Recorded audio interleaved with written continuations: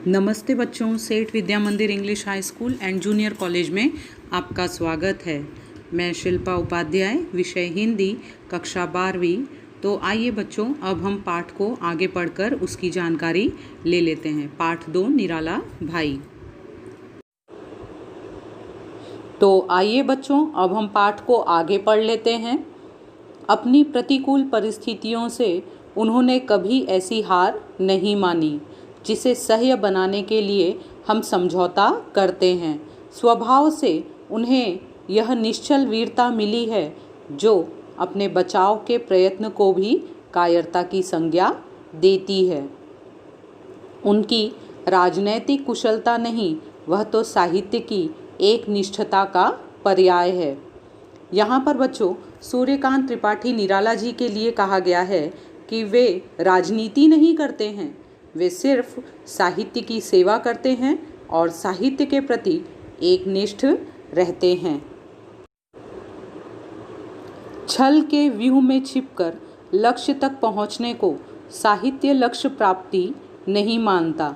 जो अपने पथ की सभी प्रत्यक्ष अप्रत्यक्ष बाधाओं को चुनौती देता हुआ, सभी आघातों को हृदय पर झेलता हुआ लक्ष्य तक पहुँचता है, उसी को युग सृष्टा साहित्यकार कह सकते हैं। यहाँ किसको युग सृष्टा साहित्यकार कहा गया है? सूर्यकांत त्रिपाठी निराला जी को। एक शब्द है बच्चों, प्रत्यक्ष अप्रत्यक्ष। प्रत्यक्ष यानी दिखाई देना और अप्रत्यक्ष यानी जो दिखाई ना दे। आघातों, आघात का अर्थ होता है चोट। युग सृष्टा साहित्यकार सूर्यकांत त्रिपाठी निराला जी को कहा गया है। इसका अर्थ है युग का निर्माण करने वाला साहित्यकार।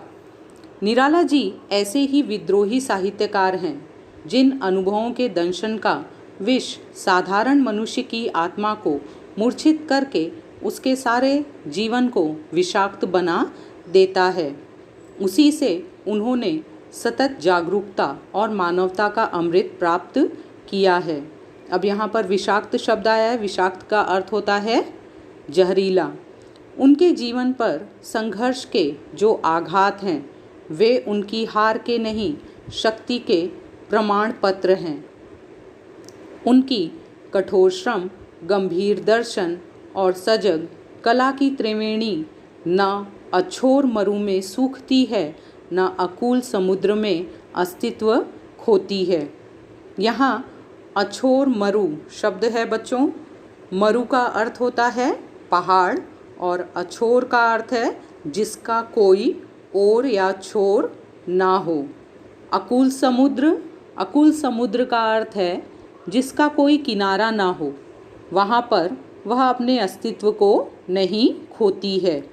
जीवन की दृष्टि से निराला जी किसी दुर्लभ सीप में ढले सुडौल मोती नहीं हैं, जिसे अपनी महाघ्रता का साथ देने के लिए स्वर्ण और सौंदर्य प्रतिष्ठा के लिए अलंकार का रूप चाहिए। महार्घता का अर्थ है बच्चों बड़प्पन या फिर महानता।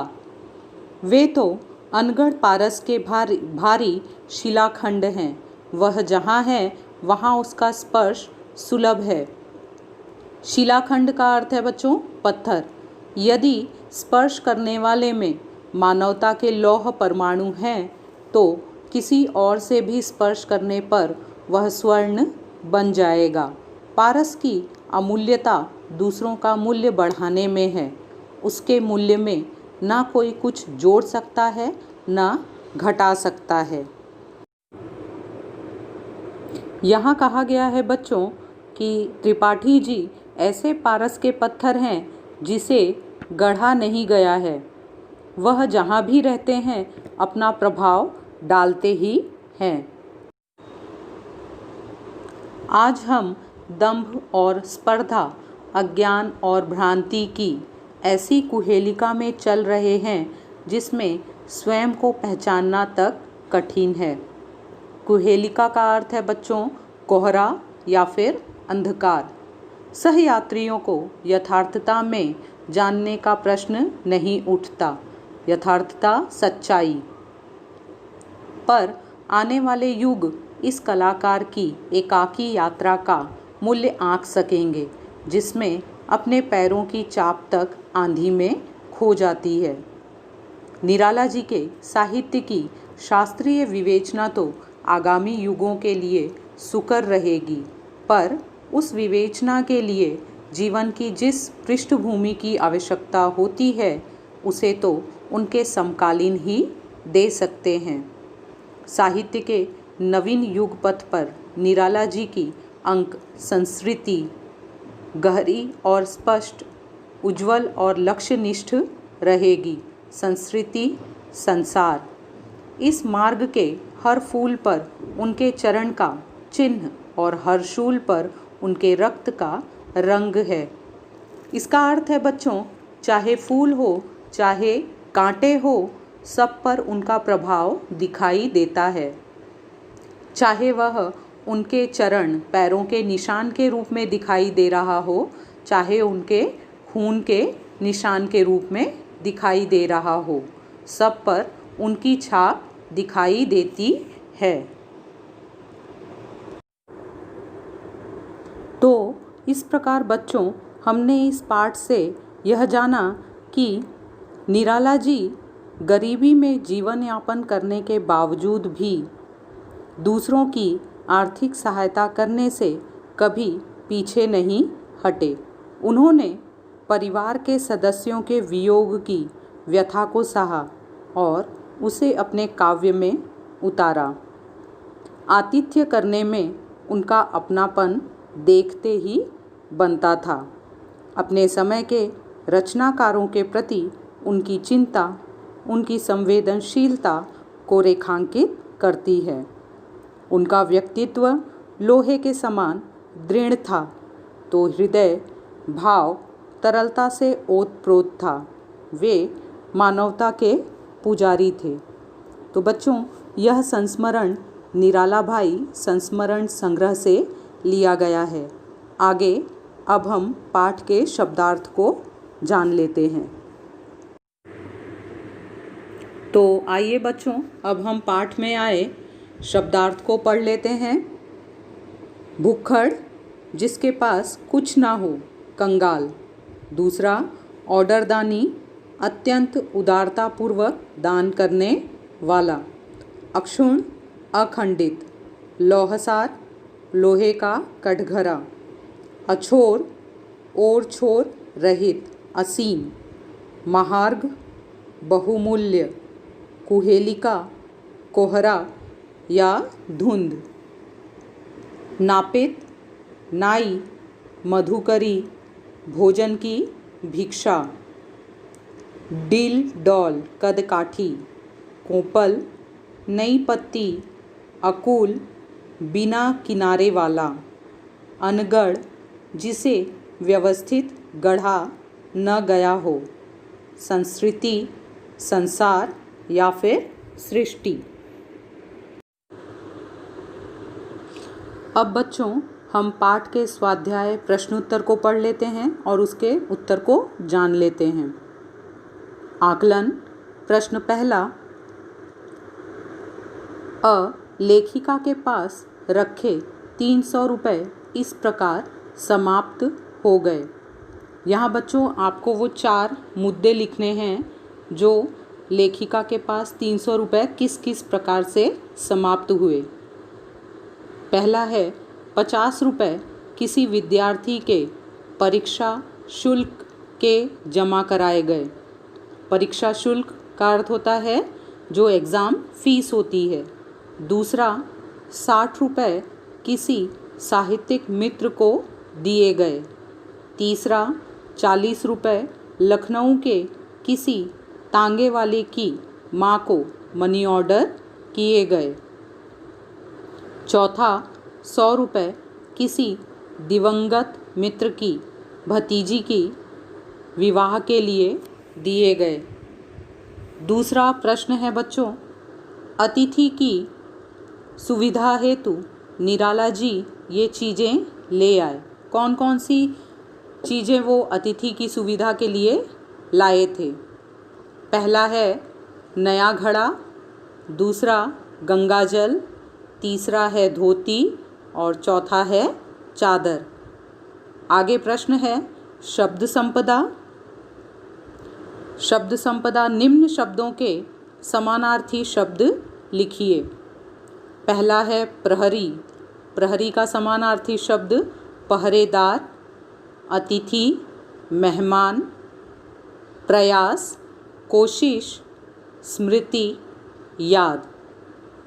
आगे प्रश्न आता है अभिव्यक्ति। प्रश्न 3, पहला भाई बहन का रिश्ता अनूठा होता है।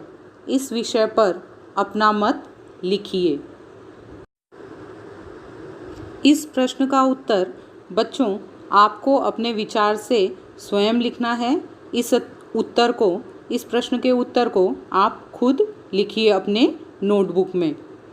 प्रश्न दूसरा, सभी का आदर पात्र बनने के लिए व्यक्ति का सहृदयी और संस्कारशील होना आवश्यक है। इस कथन पर अपने विचार लिखिए। इसका उत्तर है बच्चों, व्यक्ति के अच्छे कर्म ही उसके संस्कार हैं। हम जैसा व्यवहार करते हैं, लोगों के मन में हमारी वैसी ही छवि बनती जाती है। समाज में उठना बैठना, खाना पीना, बोलचाल इत्यादि सभी छोटी छोटी क्रियाओं से हमारे संस्कारों का पता चलता है।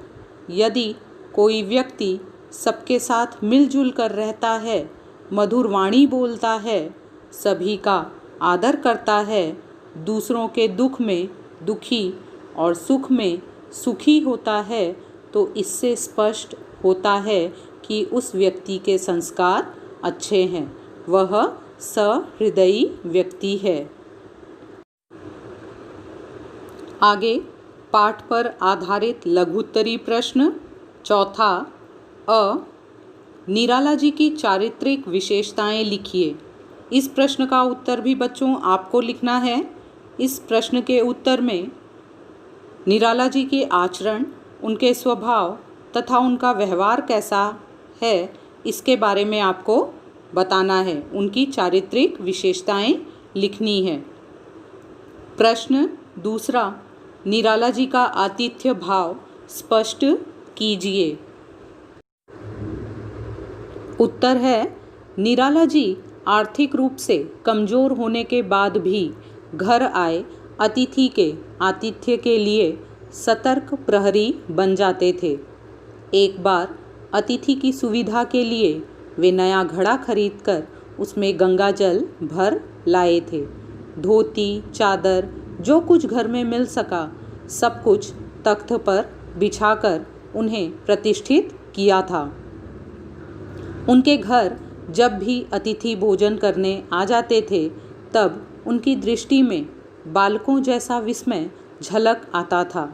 वे तुरंत अपने इक्के पर कुछ लकड़ियाँ और घी लेने पहुँच जाते थे।